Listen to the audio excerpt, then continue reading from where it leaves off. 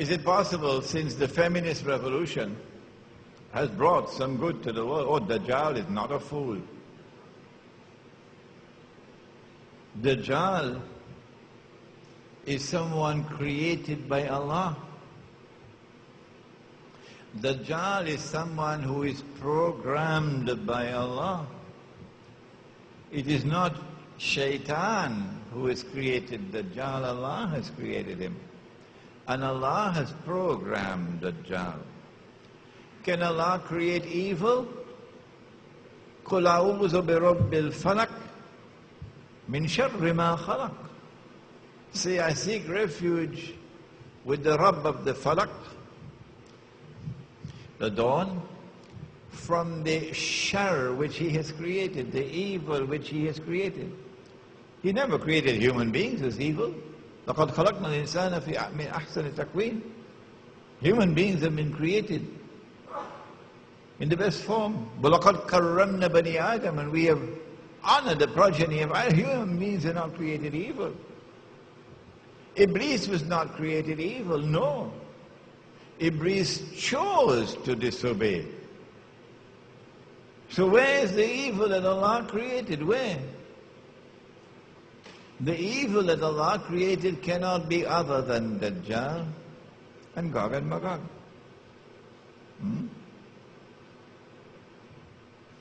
Yes, the feminist revolution does have in it that which we can identify as beneficial, as good.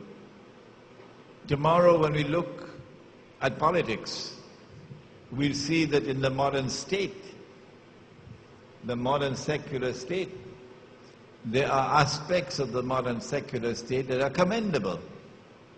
And it is improper scholarship for you to simply condemn wholesale. Rather, you should discriminate between that which is beneficial and that which is harmful. But the beneficial part, the 90% that is good, is there so that the 10% that is poison can slip in. So don't pay attention to the 90% that is good and in the process ignore the 10% that is poison, because that is there to allow this to penetrate you.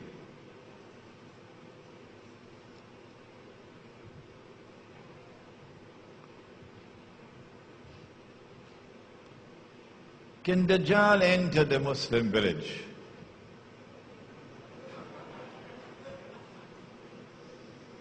When Tamim ad-Dari met Dajjal on that island, which we said was Britain, and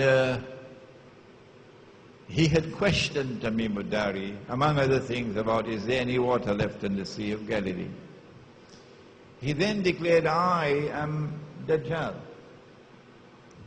And he warned that I will enter every town and every city. But he never mentioned villages. And as a consequence of that statement of his, we can now understand why, for the first time in human history, for the first time, we have the phenomenon of the emergence of mega cities, 20 million people in a city, 10 million people in a city, 50 million people living in what can best be described as the equivalent of a fowl coop, the place where you keep fowl, in Hong Kong. See how they live in Hong Kong. In Singapore, one generation and a second and a third generation, and from generation to generation, all that you know is living in a flat. That's all. You never have the earth underneath your feet. You can never play amongst the flowers. You come outside of your front door. You're living always in an apartment. Mega cities. Because Dajjal will find it easier to control mankind, easier to corrupt and destroy people when he has them in these large conglomerates, the cities. But if you move out of the cities to small villages, Dajjal is going to have a bottle of Tylenol tablets, headache tablets to take. He's going to have monstrous headaches. How can I deal with them when they're fanning out into small, remote villages, where it is now far more difficult for me to attack them without revealing myself and exposing myself. So the Muslim village will be safer. وَإِذِ اعْتَزَلْتُمُوهُمْ وَمَا عَبُدُونَ إِلَّا اللَّهَ فَأْوُوا إِلَى الْكَهْفِ.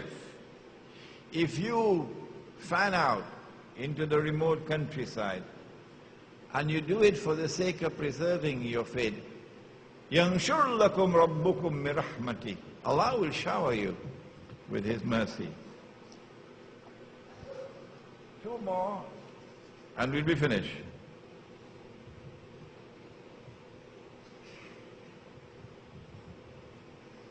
The hadith on Sham and Yemen. Allahumma barik lana fi Shamina wa Yemena. We leave this question for tomorrow.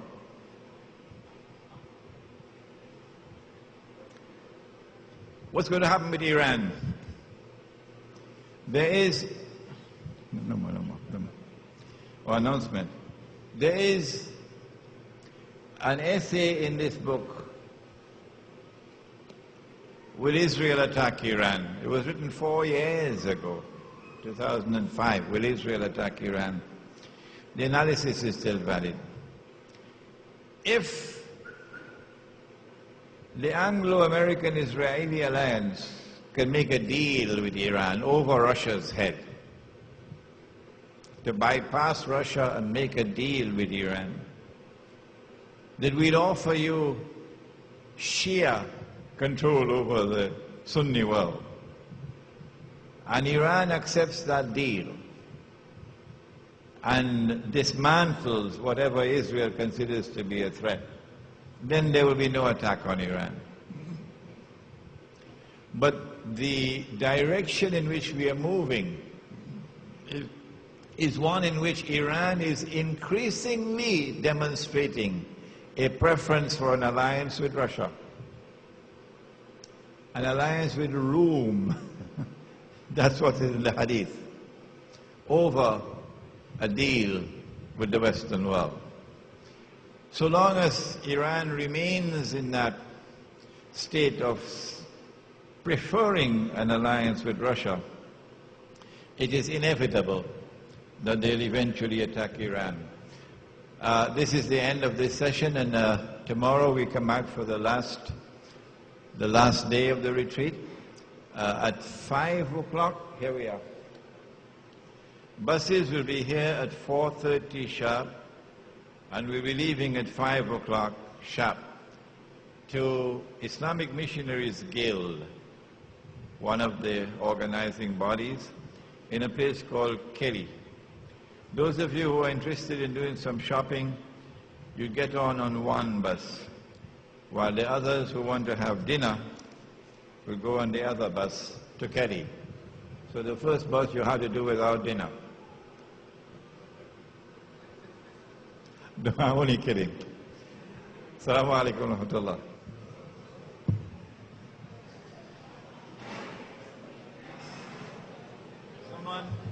Someone left a wristwatch here?